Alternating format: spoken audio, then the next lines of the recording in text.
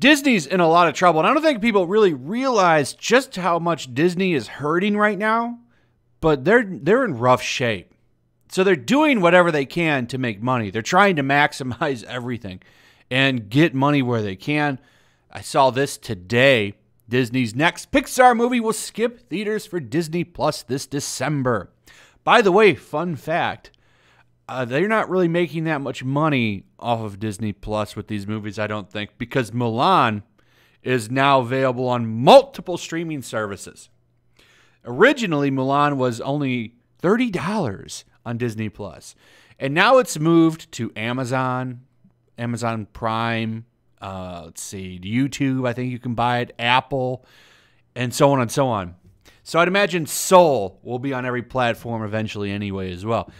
Except movie theaters. It's not going to be in movie theaters, which is an example of them desperate for money, that they can't hold this movie and just shelve it until theaters open back up. And this is a problem facing a lot of entertainment studios right now.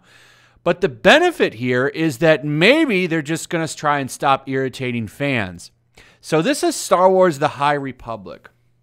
If you remember, this was a big deal over the summer or maybe towards the winter. I don't remember quite when they dropped this High Republic stuff, but this is really funny because if you didn't like this, you were, of course, an istaphobe and toxic. The writers behind this were attacking fans and all kinds of crazy stuff. It was usually the standard stuff. But something seems to have changed here. So people didn't like this, and you had a lot of usual suspects on Twitter saying, well, if you don't like it, shove off. We don't need you as a fan. But quietly, it would appear that Disney might have listened, and they've redesigned these characters. Now, they didn't make them look that much better, but they are somewhat of an improvement. So here's Avar Kriss, the baddest Mary Sue in the galaxy. And then you've got this guy right here, cyberpunk-looking character right here. Why do they have Earth hairstyles in a galaxy far, far away? I'll never understand that one, but this character, I'm sure, will be another Mary Sue. And then this dude and this character, and so on and so on. And what was funny about this, you had people redesigning the characters. So, like we got this one here from Steven, the Fandom Menace illustrator. Redesigned the first character, Avar Kriss, and I think the design is much better. Now, what was funny about this, what was hilarious, is you had so many people coming in and blasting people for redesigning the character, calling them misogynists and all kinds of stuff. It was crazy. But it would appear that Disney has listened. They've decided to redesign some of the characters. You can see a new design right here.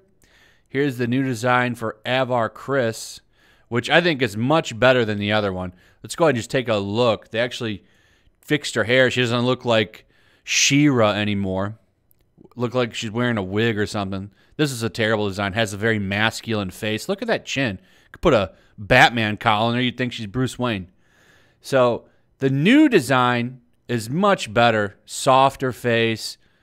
Very, very, very, very... No, let me take that back. It's not very improved, but it's much better than what we got. Like, you can definitely see that the face is greatly improved. This neutral look that they're trying to do here was very much rejected, and now we got this.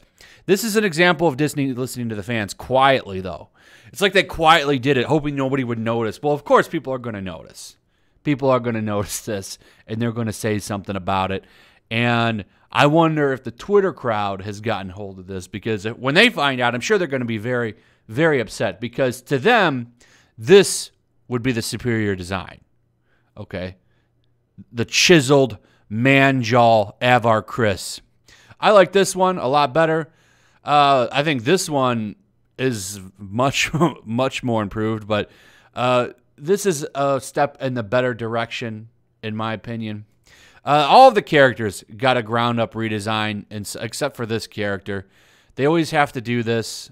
I don't get it, but this is an example of them trying to make some money. I don't know if it'll work, because a lot of people are sick of how they're being treated and the garbage that's been getting put out, but I think if they will at least listen to fans on something, this will definitely help them. So this is a improvement for the High Republic. I'm still not really sure if I'm going to check out the High Republic books because a lot of the writers are really, really nasty people. And I don't know if I so much want to support them and help them get more work, because if their books sell and their books do very well, Disney's going to rehire them to do more books. And they're nasty people. I don't want to support them. It's like Chuck Wendig, you know. I don't want to support Chuck Wendig, so I don't buy any books with his name on it because I don't want Disney to rehire him for more Star Wars stuff, which they didn't.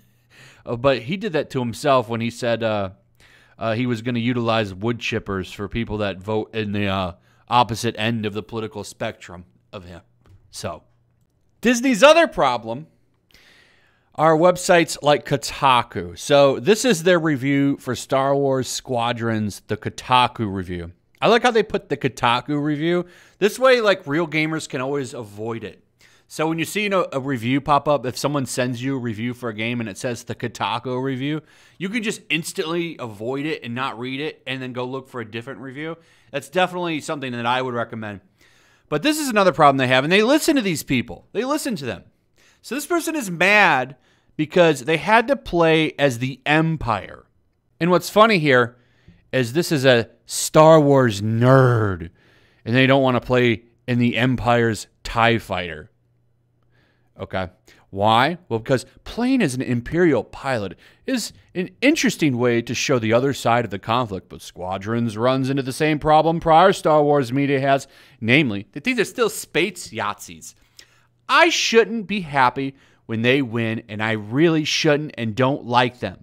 This is a more complex topic than this review can do justice, but I think Squadrons writers tried really hard to walk a tightrope with its depiction of the Empire and failed to pull it off.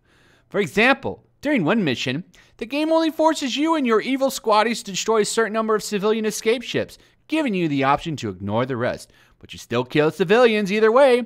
Other times, your Imperial squad mates might voice concern over how terrible everyone's acting during a mission, but they still stick around and later on help blow up yet another civilian ship.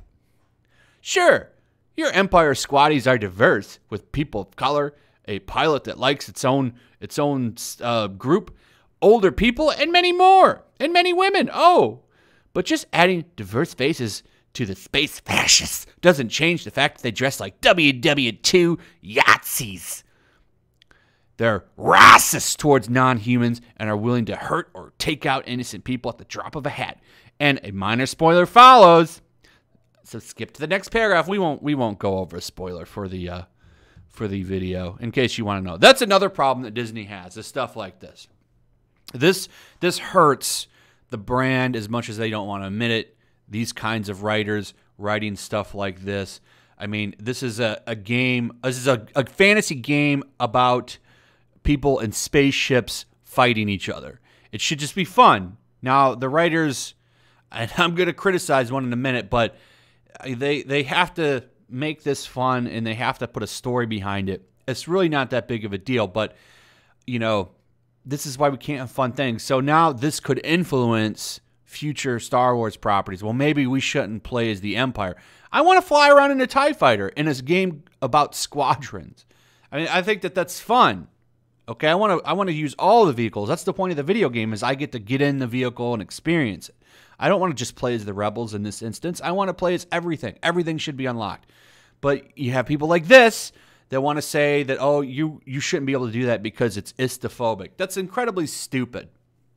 It's a video game. If you have problems playing video games, maybe you shouldn't be writing reviews for them. By the way, the writer of Star Wars Squadrons, if you want to know why there's so much cringy stuff in the game, look no further than his hero, Anita Sarkeesian, right here. Anita Sarkeesian is my hero. I can't think of many people I admire and respect more. Whole series of tweets to old Anita. Also, I want to thank DataRaiser117 over on Twitter for sending me these. This is another problem that Star Wars has, and Disney needs to make sure that their brand is being taken care of when it's out of studio, like over at EA. That writer has said some really nasty stuff. I don't even want to show it in the video, but he's got quite the political views on him. That's all I'm going to say. I'll probably go over those tweets on a live stream, but yeah, Star Wars could make Disney a lot of money, but they really need to get their house in order. We'll see if that happens. I do like that they are at least redesigning characters. I think it's funny that they did it quietly. They didn't say anything. They just went and did it. Like, you think you would have made an announcement on it, but I think the reason they did that is they didn't want to annoy the woke crowd, because you know they like that chiseled jaw on Aver a little bit better. That was a better look for them over on Twitter. So, of course, they didn't want to let people know that now she has a soft, feminine face. Anyway, that's pretty much it, guys. Hope you enjoyed the video. Let me know what you think. Also, if you would, throw a like up, share the video. Make sure you're still subscribed. Subscribe if you hit that notification bell, and I'll see you guys on the next one. Peace. Also, if you want to help support the channel, check out my Teespring store. There's a link in the description. You can find some merchandise in there that you might want to check out.